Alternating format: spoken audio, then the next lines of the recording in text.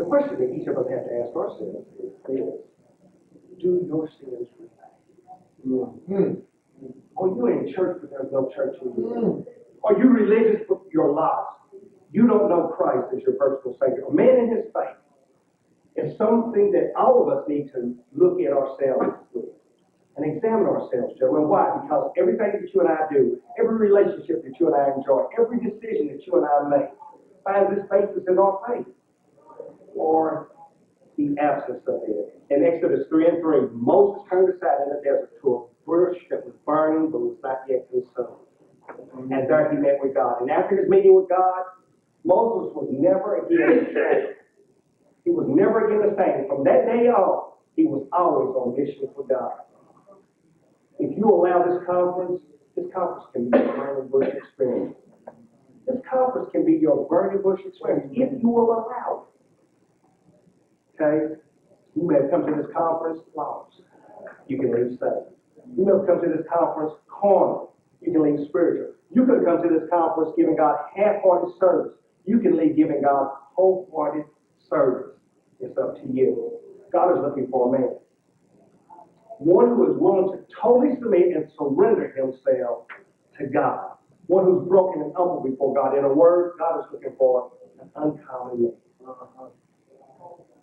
The Bible says in 2 Chronicles 16:9 that the eyes of the Lord run to and fro throughout the whole earth to show himself strong on behalf of them whose hearts are perfect toward him. Perfect toward him. That can be you. Serving the perfect God with a perfect heart. You can be that uncommon man. Impacting, investing in, enriching the lives of others for the cause of Christ. All you have to do is ask him, Lord, give me that kind of heart. Make me that kind of man. All you have to do is beg. Why do I say beg? Because, gentlemen, anything, whether we'll admit it to anybody else or not, anything that you and I really want, we want to beg God for. Oh, yeah, let your marriage start crumbling on you. God, please, I'll do anything. Don't let him leave me, please. Yeah. Somebody tells you your parents, tells you that your wife, tells you that your child, they're not going to make it. The doctor says, I don't know if they're going to make it. You'll find some closet to get in. God, please take me. Don't take my child. Don't let him die, Lord. You're begging with tears. But when it comes to begging God for a perfect heart, if you got an extra flip it, Lord. I'll take it. By the way, what's the bitch? I'm not interested in getting in the game. Wow. If you really want to be an uncommon man, if you really want a perfect heart, you got to beg me for it. Because until you're willing to beg me, you don't want it.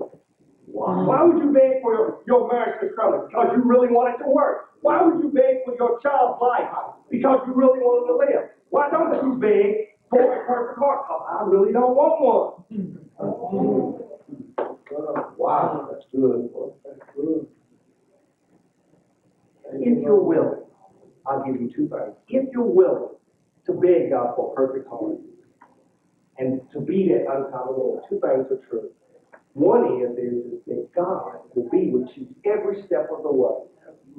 He said, I'll be with you even until the end of the age. I will never leave you nor forsake you. I'll be with you in the sixth trouble, yea, in the seventh. I know I forsake you. One thing's for sure, God will be with you every step of the way. Number two is, you're not going to have a lot of company. Look around. You ain't going to have a lot of company.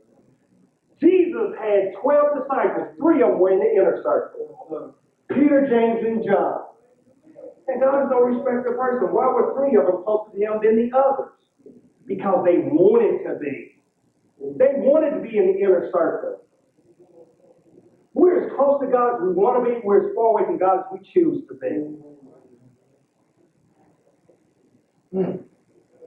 I pray that during this conference, every one of us on this mountain, because by the way, Julia, nobody in this room, nobody in this conference, myself included, doesn't have any change.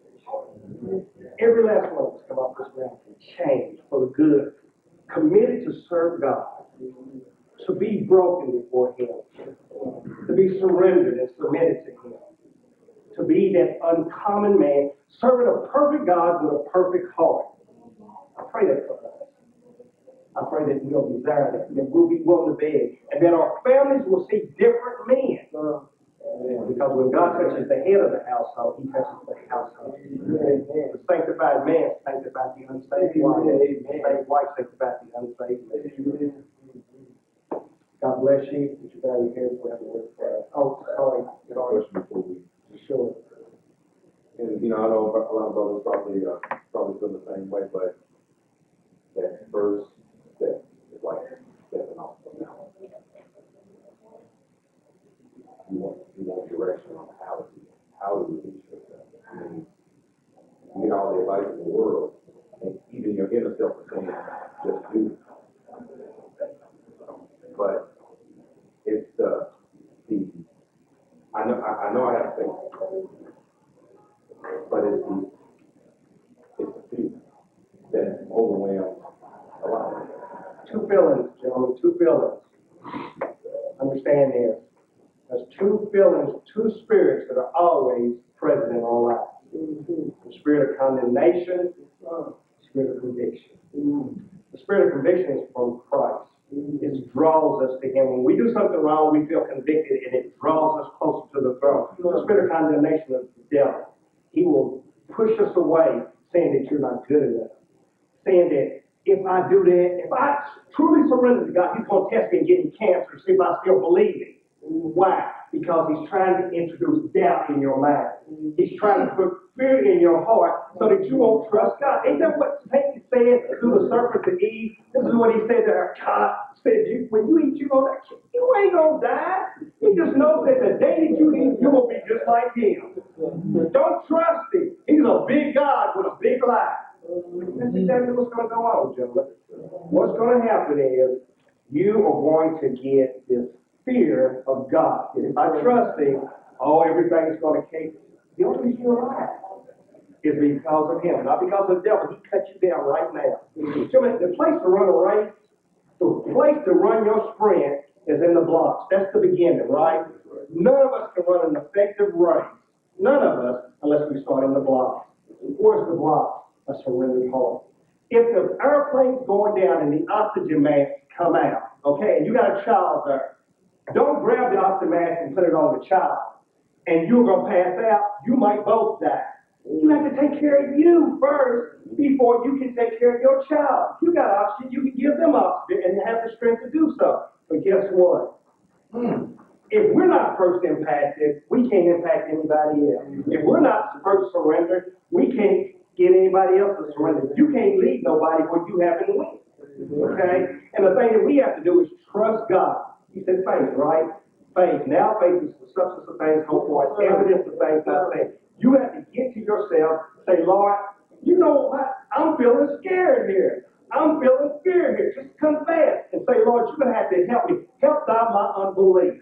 And say, Lord, please, give me a heart totally surrendered to you, and I'll take it one day at a time. Because you don't promise me tomorrow, but today, if I stand before you, I will be surrendered.